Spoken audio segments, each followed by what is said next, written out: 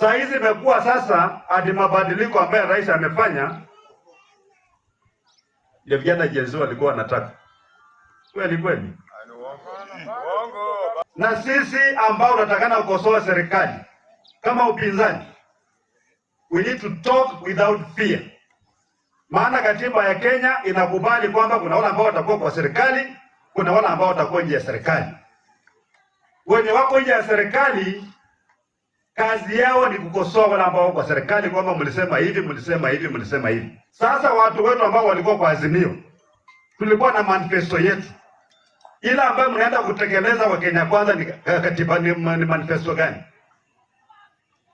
Jambo gani hili nyinyi kinabadi mlipromise wa Kenya kwamba mtaenda kufanya, kwa mnaenda kufanya sasa hivi?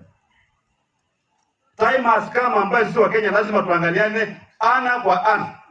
Na tuambiane ukweli. Mambo ya kuongea mambo ya Singapore, mambo ya Malaysia, mambo ya South Korea, mambo ya wapi? Na hatufanyi vile hao wanafanya, tutafika huko siku gani? Wale watu ambao wako qualified wanakaa nyumbani, hakuna kazi, kwa sababu juani na mtu fulani.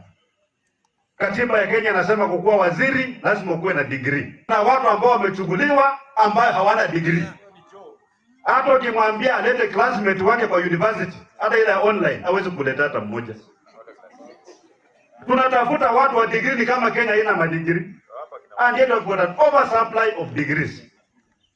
Kama talent ambayo kata hapa support talent haiwezi kukuwa identified iende kwa ile meza ya kutafuta suluhisho ya shida ya Kenya.